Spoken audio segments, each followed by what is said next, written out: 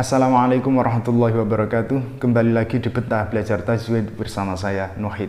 Dan di episode kali ini kita akan melanjutkan pembahasan huruf-huruf hijaiyah. Dan kita akan masuk pada huruf-huruf yang berpasang-pasangan. Tentu saja bagi Anda yang belum memiliki pasangan tetap boleh menonton video ini. Karena itu sama sekali nggak ada hubungannya dan saya tidak akan membuli Anda-Anda yang belum memiliki pasangan dengan berkata, huruf saja punya pasangan, masa kamu enggak? Itu bukan level bercandaan saya dan saya tidak suka menghina orang seperti itu. Saya tidak suka membuli. Karena tauhid saya ini kuat, apalagi tentang pasangan. Saya meyakini bahwa pasangan itu sudah diatur sama Tuhan. Jadi buat Anda yang belum memiliki pasangan, ya mungkin Anda susah diatur. Sebenarnya di episode-episode sebelumnya sudah ada huruf yang berpasang-pasangan. Misalnya ba, ta, fa. Terus ada jim, ha, kho. Tetapi mereka berpasang-pasangan 3. Ba, ta, fa. Terus jim, ha, kho. Nah, di sini kita akan membahas huruf-huruf yang berpasangannya hanya 2 saja. Yaitu dal dan zal, ro dan zai, sin dan shin, sod dan bod, to dan lo, ain dan ghain, fa dan qaf. Masing-masing mereka hanya dibedakan dengan titik. Dal dan zal dibedakan dengan 1 titik. Begitu pula ro dan zai. Sin dan shin dibedakan dengan 3 titik. Yang sin nggak ada titiknya, yang shin ada titik 3-nya, dan seterusnya dan seterusnya. Tapi memang untuk fa dan qaf itu ada perbedaan dalam penulisannya, bukan hanya sekadar perbedaan titik. Kalau fa titiknya 1, kalau qaf titiknya 2, enggak. Tapi ada perbedaan dalam cara menulisnya, garis kepalanya dan garis tubuhnya itu berbeda. Tapi perbedaannya tidak terlalu menonjol dan perbedaan itu hanya ketika dia berada di akhir atau sendirian. Kalau berada di depan dan di tengah, sama saja cara menulisnya dan hanya dibedakan dengan titik saja. Namun demikian, meskipun huruf-huruf ini berpasang-pasangan dan mirip secara penulisannya dan hanya dibedakan dengan titik, tetapi cara pengucapannya tidak selalu mirip.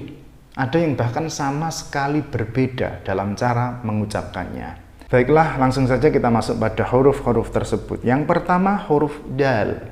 Da, di, du, bad.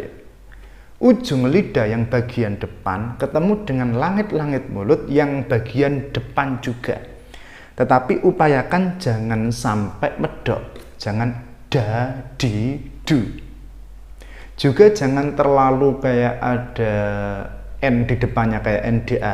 Nda, di, du. Jangan, antara itu. Da, di, du. Da, di, du, bad. Du, dan, dani, dadna, minal, mudni, madi, dan, dani, dan. Itu cara pengucapan huruf dal. Kemudian berikutnya huruf dal. Ini pasangan dari dal. Kalau huruf dal itu jarang sekali tertukar dengan zal. Tetapi huruf dal sering banget tertukar dengan huruf dal. Padahal sebenarnya posisi lidah itu nggak sama, tetapi nggak jauh-jauh banget. Kalau dal, da, di, du, bad itu ada masih di langit-langit mulut bagian depan. Nah ini kayak turun lagi, nempel di gigi atas bagian bawah. Za, mirip seperti huruf fa, dan ini juga sering tertukar dengan huruf fa. Cuma kalau fa itu kan berobosnya nemen, fa. Kalau zal itu ditahan, berobosnya hanya sedikit atau hampir nggak berobos. Za, za. Ini juga sering tertukar dengan huruf zai. Misalnya auzubillah itu kan sering banget ya. Atau bahkan tertukar dengan huruf jim. Misalnya, wah ini sudah ajan. Malah bisa jadi ajan. Adzan. Tapi itu kan ungkapan sehari-hari ya nggak masalah. Tapi kalau sudah masuk di dalam Al-Quran ya jangan sampai seperti itu. Kalau di bahasa sehari-hari nggak apa-apa. Sudah azan, nggak apa-apa. Jadi cara pengucapannya adalah dengan menempelkan ujung lidah ke gigi yang atas, tapi bagian yang bawah. Dengan jangan sampai terlalu berobos. Tahan juga, jangan sampai mantul. Jangan. Jangan.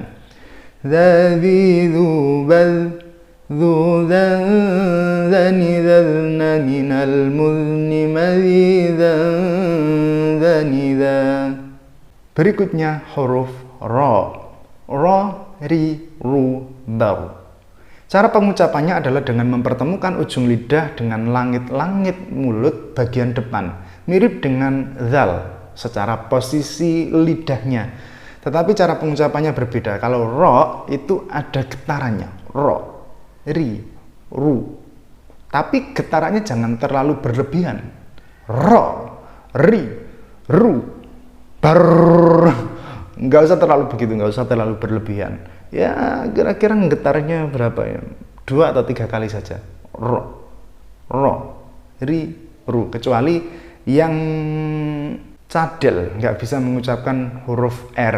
Nah, untuk yang cadel biasanya huruf ro itu sering tertukar dengan huruf lam. Bismillahirrahmanirrahim. Atau dengan huruf apa ya? Enggak huruf sih, kayak orang mau riak gitu. Bismillahirrahmanirrahim. Nah, untuk mengatasi itu biar nggak sampai jadi lam dan nggak sampai jadi itu dengan menempatkan ujung lidahmu ke atas. Kalau lam itu kan dilepas. Nah, ini nggak usah dilepas. Oke, mungkin kamu nggak bisa menggetarkan itu, nggak apa-apa. Sehingga jadinya mungkin ro. Seenggaknya bukan lo, tapi ro, kayak nggak langsung tapi nah gitu. Gimana jelasinnya? Kan kalau juga beda gitu. Bismillahirrahmanirrahim. Itu kan posisi lidahnya juga nggak tepat. Kalau tepat itu nggak sampai jadi ro, jadinya ro. Oke, nggak ada getarnya nggak apa-apa untuk orang yang cadel. Dan sebenarnya juga getarnya kan nggak terlalu, bahkan untuk yang bisa mengucapkan huruf ro, sehingga nggak sampai Bismillahirrahmanirrahim, kan nggak gitu juga, karena dia juga nggak mendengung gitu huruf ro, sehingga cara bacanya yang bahkan bertasydid itu ya biasa saja, Bismillahirrahmanirrahim, getarnya nggak terlalu. Nah, huruf ro ini juga memiliki keunikan tersendiri dibanding huruf-huruf yang lain. Huruf-huruf yang lain itu kan kalau tipis ya tipis, kalau tebal ya tebal. Nah, ro ini kadang-kadang tipis, kadang-kadang tebal, bergantung harokatnya. Kalau fathah sama dhamma itu tebal, tapi kalau kasroh tipis. Cara mengucapkannya, kalau tebal itu kayak mulutnya agak gitu, kayak mengerucut gitu, tapi nggak mencucu, kayak mengongo. Ro, ru. Kalau tipis, nyengir, ri. Nah, kalau ro ini disukun, maka melihat apa yang sebelum sukun. Kalau sebelum sukun itu kok fathah atau dhamma, maka dia tebal. Baur, bu. Kalau sebelum sukun itu kasroh, maka dia menjadi tipis. Bir, ro, ri, ru, baru.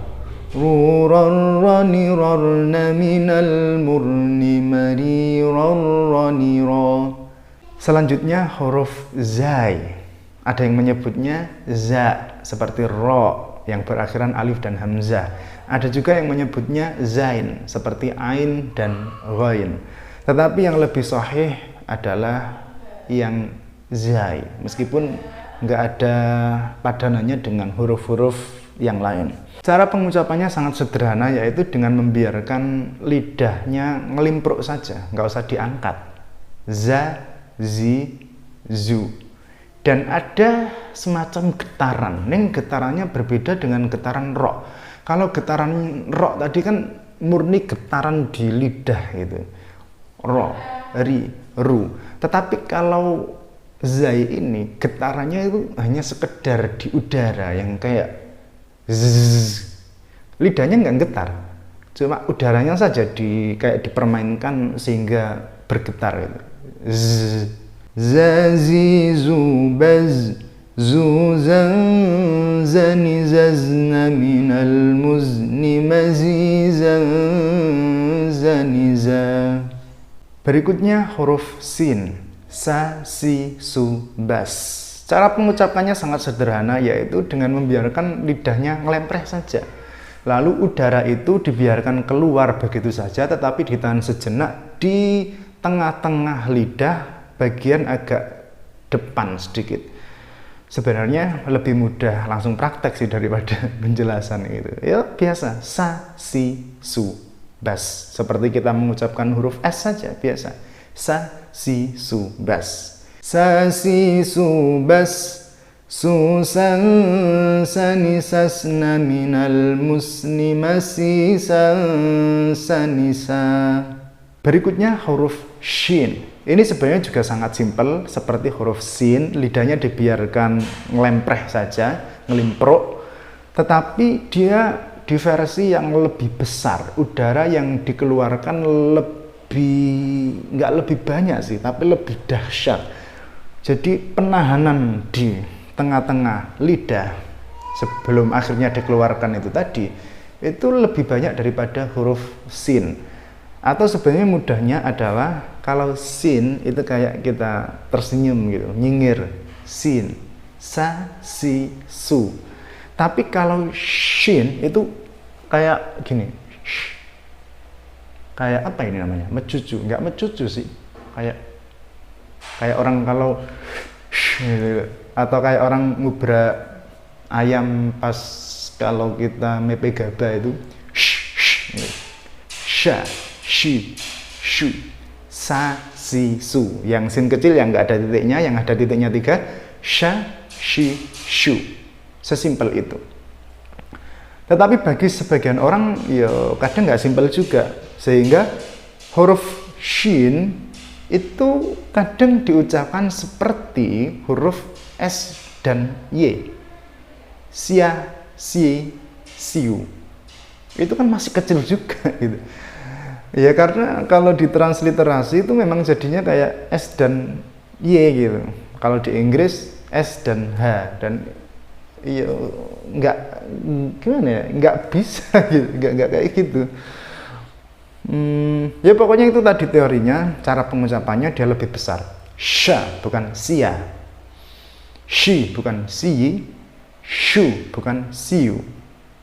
Sha, shi, shu. Sha, shi, shu, bash. Shu, shan, shani, shashna, minal, mushni, mashi, shan, shani, sha. Selanjutnya huruf sad. So, si, su, bas. Sebenarnya huruf ini sangat sederhana karena kita tidak perlu mempermainkan lidah kita. Ya, membiarkan lidah kita apa adanya saja gitu, nggak usah dibawa ke sana kemari. Dan ini sebenarnya mirip dengan huruf sin, hanya saja dia lebih tebal dan kayak ada mambu-mambu bersiulnya. Tapi nggak sampai bersiul, hanya mambu-mambu bersiul saja. So, si, su, bas. Dan upayakan di harokat apapun itu kayak mulut mencucu, karena ini termasuk huruf yang tebal. So, si, su, bas. Untuk membedakan dengan huruf sin, karena kalau sama-sama fathah memang perbedaannya cukup mencolok. So sama sa. Bahkan yang pengucapan yang nggak terlalu baik tetap beda. So, sa, so, sa, so. Tetapi jika di kasroh itu kalau nggak diucapkan dengan benar itu jadinya mirip. Si. Nah, untuk membedakannya adalah dengan kita agak memonyongkan mulut, kayak memecucukan mulut, dan tadi kayak ada mambu-mambu bersiulnya sedikit. Jadinya sui. Berbeda dengan sin, si. Sui, si, sui, si, sui, si. Begitu pula di dhammahnya. Su, ini yang sin, su. Kalau yang shad, su. Su.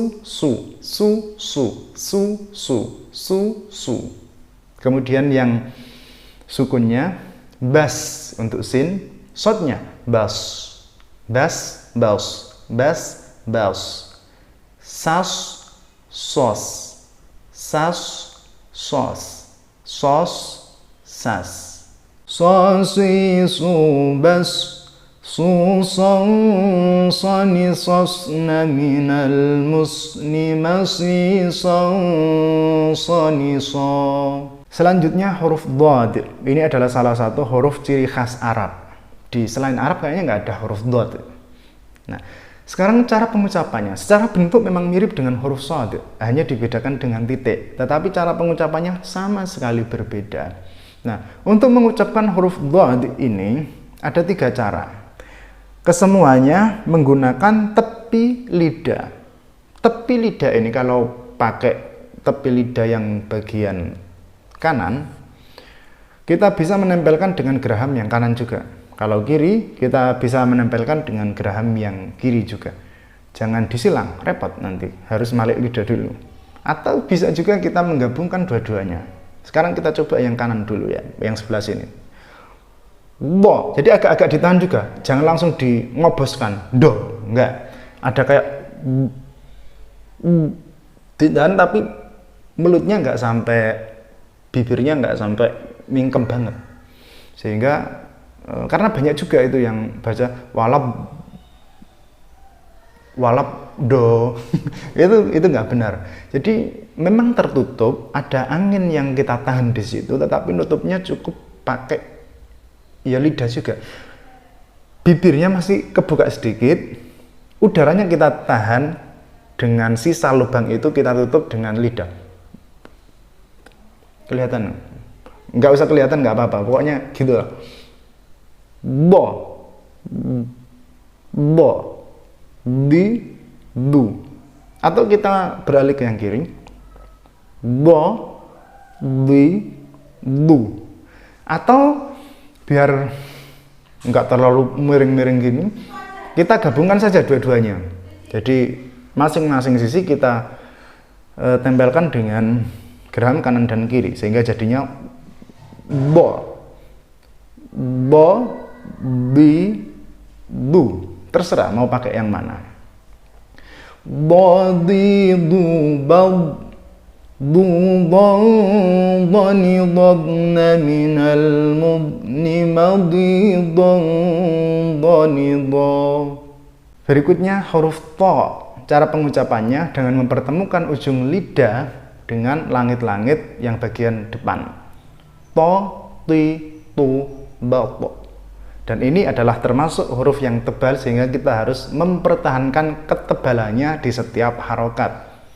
Dan juga untuk membedakan antara to dengan ta yang tipis.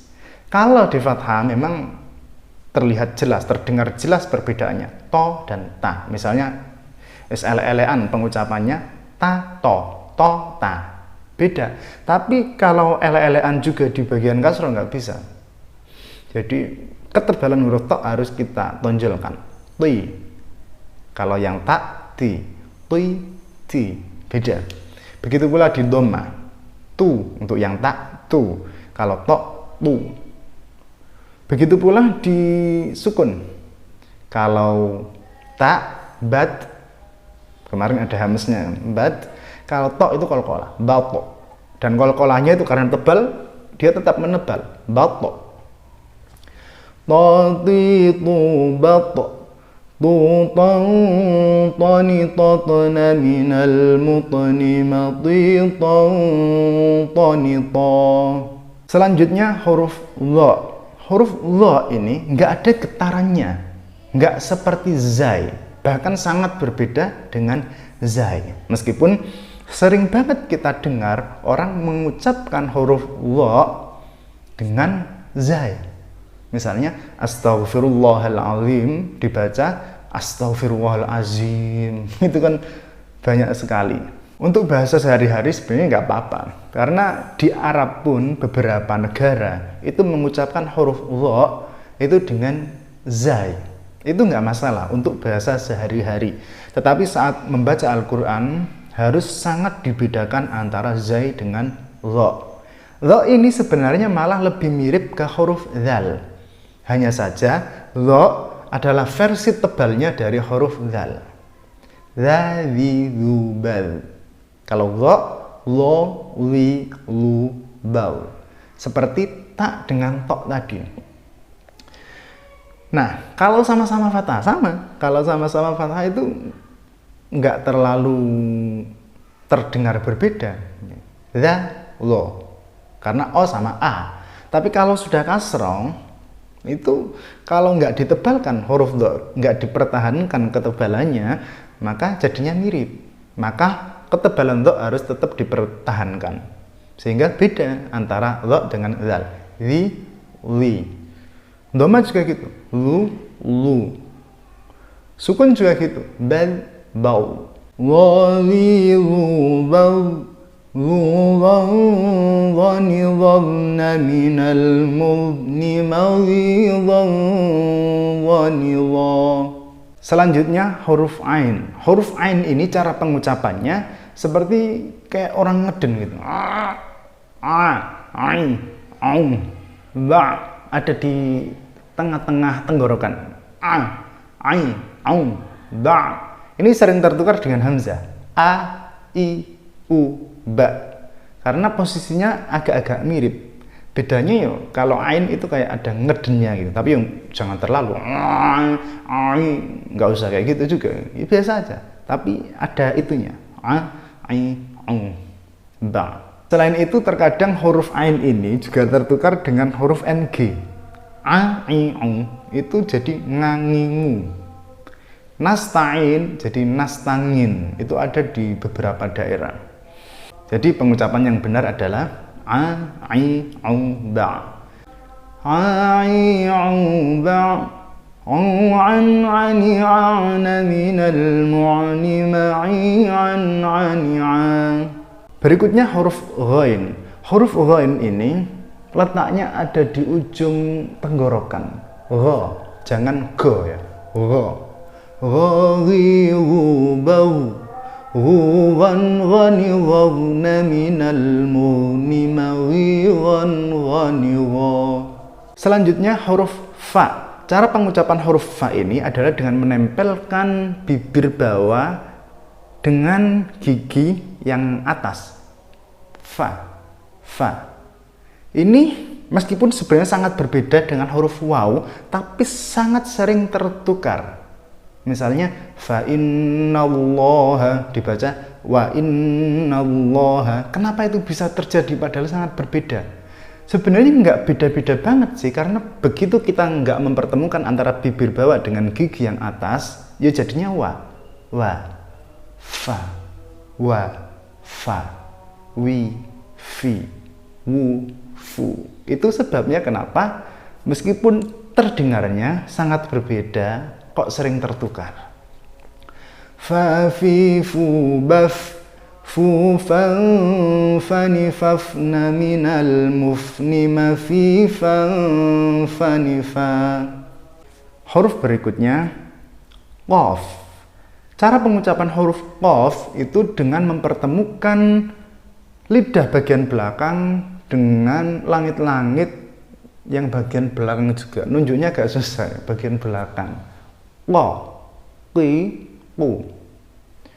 Bukan ko, ki, ku. Tapi saya tidak berani menyalahkan itu karena saya juga diajarkan, beberapa guru saya mengajarkan pengucapan ko. Jadi keluar. Ko, ki, ku. Tetapi di sini saya merekomendasikan yang pengucapan ko, ki, ku. Asal jangan terlalu mendalam, jangan terlalu sampai intil-intilnya keluar, jangan, itu terlalu berlebihan. Biasa saja. Ko, ki, ku. Ko, ki, ku, baq. Qani, qaqna minal muqni maqiqan qaniqa.